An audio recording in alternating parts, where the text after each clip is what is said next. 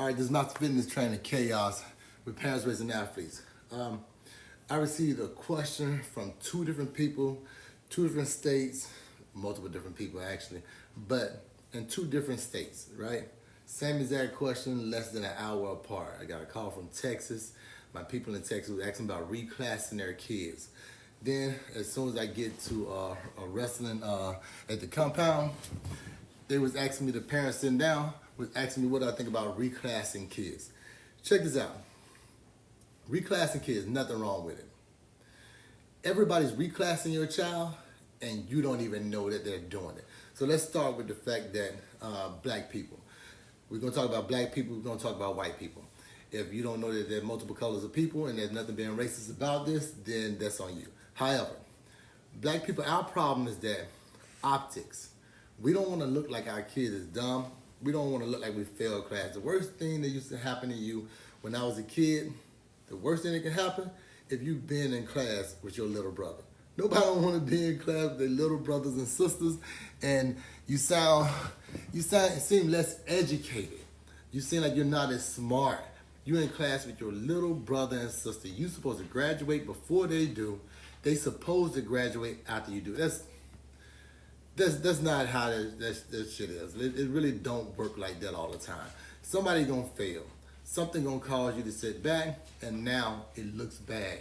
Black people, we're worried about optics, and certain people relies on that.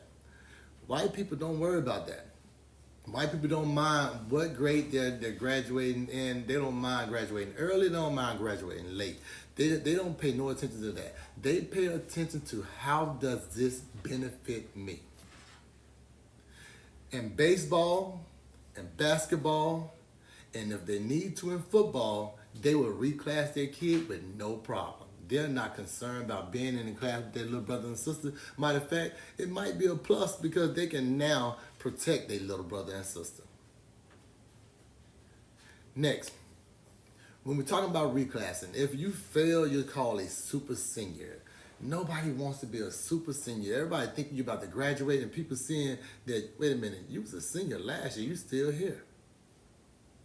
All of those things are optics, and they look bad.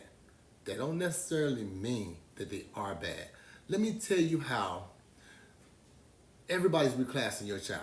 One, they can easily tell you they're not ready to go to the next grade. They can reclass your child without your permission. Two, if education was that important, we would not be leaving behind education and focus on pulling ahead the kid. Next, guess what happens now when we're talking about people jumping in the portal? The coaches are not going to the seniors to recruit. The coaches are literally hand picking and plucking fruit from a tree out of the portal. Coaches would rather go to the portal and get a kid that's older and been in college for 2 years instead of getting the kid straight out of high school. You're not getting a knucklehead. You're getting a kid that has some type of experience, work experience. That's why you should be getting paid, because it's work experience. You're getting some type of experience, and you already had this. You haven't been through this. You know a little bit about how it feels to be away from home. They know you're not going to get shell-shocked. They know you're not going to be ready to go back just because you're missing somebody. You're missing a female, you missing. They know that you're locked in trying to play football because you hopped in the portal to try to go somewhere else. Guess what? If they taking a kid that have been in the portal, they're a sophomore going into their junior year, you technically reclass because you're older and you're just coming to this college for the first time. They don't know, like other people that's playing ball there, they don't know if you 12 or 20. They have no idea. Next. When your kid reclass, nobody knows their age when they're going into college. As soon as they go to college, all the people know is they are freshmen. That's it. You can be 12 to 20, like I said, you can be 25 and be a freshman. And guess what? Everything's going to be the same. You're going to have the same 4 years of eligibility. You're going to have the same requirements for your academics.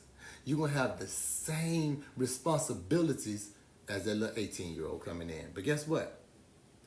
I'm assuming if you're mature enough, you're going to be mature enough to be responsible enough to do your work. So you may have an edge just because of maturity.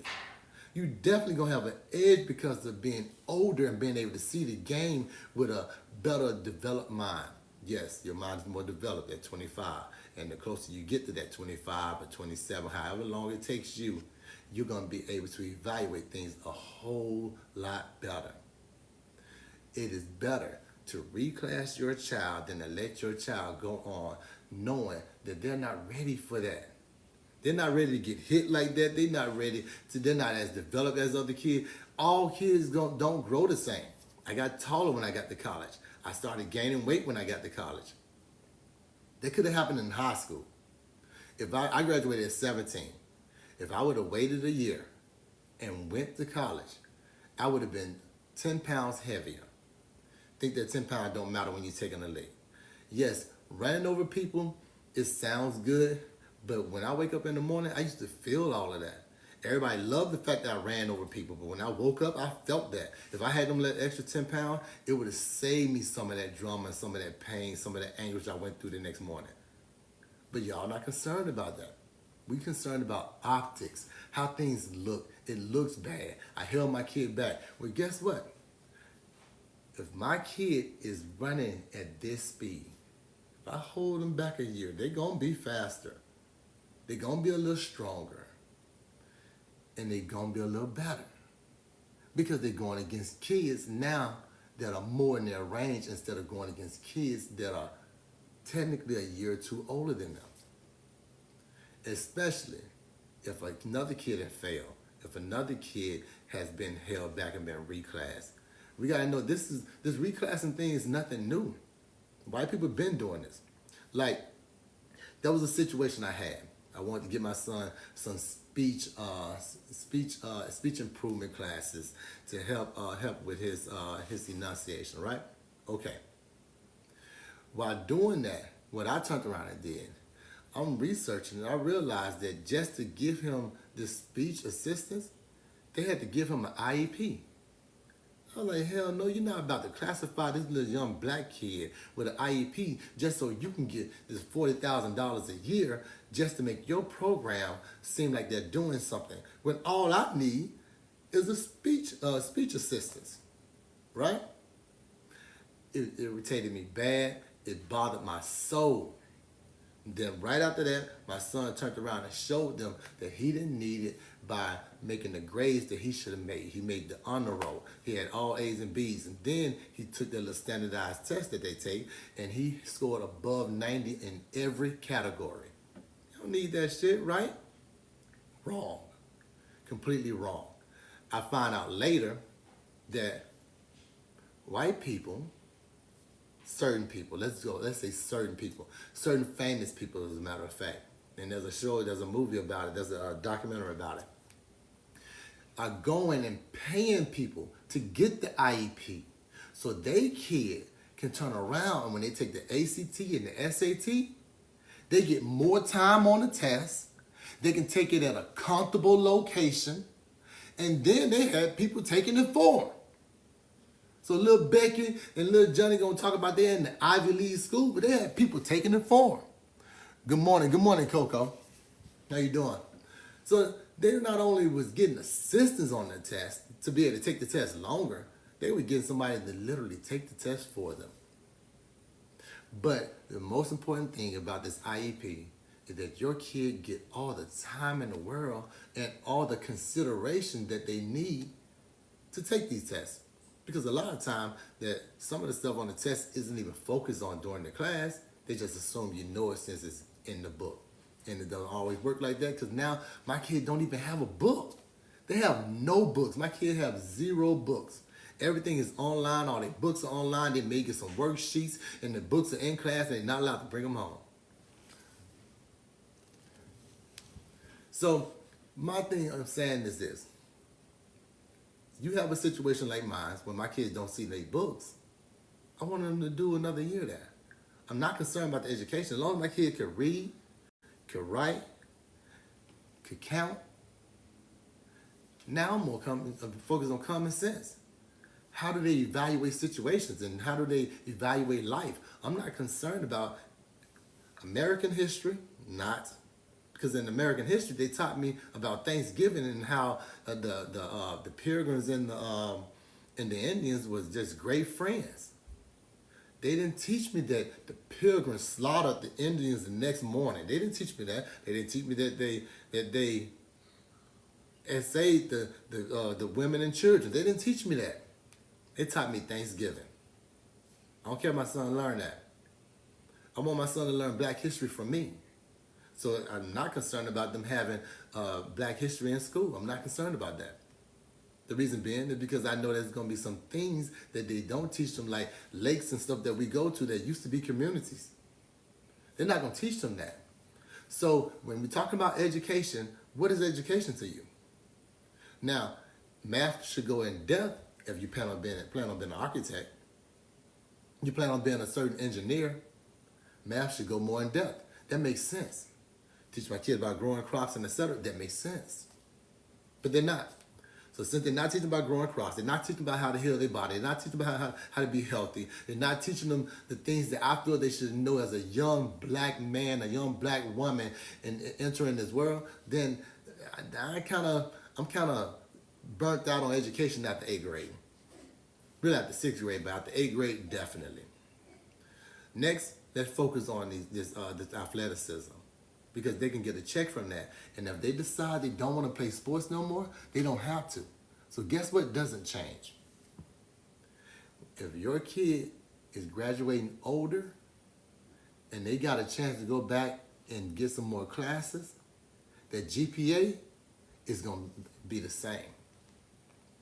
If they get to raise it another year, they get another chance at working on their grades, they get another chance at learning the education system and how to actually play the system, that's going to improve. So now they ain't got their grades up. They get to focus on actual sports or whatever sports that they're playing. Mind you, we're talking about sports, so if you're talking about living through your kids and you're getting involved in all of that or whatever, so what? Because when kids are doing educational stuff, and we're posting educational stuff, we're telling everybody that little Johnny got an A in his spelling bee, or he got an A on his test, he got an A on this and that. How is that fine? But it's not fine when I'm telling them about, hey, he scored 10 touchdowns. Hey, he got this many yards. Oh, you should see that boy catching the ball. Nobody can block him and da-da-da. That's not okay. And I'm not supposed to mention that. But when I'm talking about education, that's perfectly fine. It's perfectly fine that my little Black kid learned about American history. But American history don't talk about the real Americans that was here before they were slaves. That was here before they were slaves. It don't talk about the Black people that was here before they were slaves. Most of us feel and think that we came here as slaves. This is what we're being taught, but yet we're not allowed to focus our kids on the thing that we want to focus on. Everybody ain't a scholar. Just like every kid ain't a football player. And if every kid ain't a football player, every kid ain't a basketball player. Every kid don't play golf. Every kid don't want to ride motorbikes. Every kid don't do the same thing. And since they're all different, they didn't come with a handbook. Let me raise mine how I raise mine. If y'all want to reclass, reclass. I'm a firm believer in reclassing. Give your kid whatever edge you can give them, because the edge is yours to give. But them coaches are giving them their football program and their basketball program that same edge by going to the portal instead of going and getting a college kid. They didn't pull a kid from college. From high school. They pulled the kid out of the portal. The reason why they're pulling that kid out of the portal is the same reason you're reclassing. Think about that. I'm gonna give you another example of this. A police will tell you in the Black community, I'm saying Black community for a reason, please talk to us. Please tell us what's going on. Please, if you want help, you want somebody to talk for you, a police would tell you that, and they're right. But then the same police have that same requirement for their peers, called the blue line.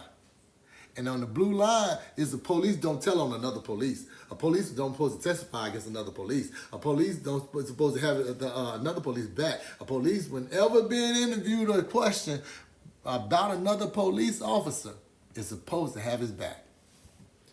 What is the difference? That blue line sounds a lot similar to a black neighborhood. You feel me? So people would tell you not to do something and do the exact same thing to you. And it's okay. You're supposed to allow it when they do it to you. A coach will tell you, coaches don't care. Coaches want the best athlete. So however you get them the best athlete, however you build that athlete, they want the best athlete. They don't care. People would tell you, oh, don't do this and that. Oh, yeah, if you're a beast no matter who you playing. Garbage. Not true. If you're a beast and you playing somebody that's garbage, you're going to look like a monster. If you're a beast among a whole bunch of other beasts, you're going to still show up, but you're going to look like a really good player. You feel me? That's the reason why you have Division I, Division II, Division III, Division I AA. That's why you have them different divisions, because the level of competition is supposed to be different. And if they're supposed to be different, they're going to treat you different.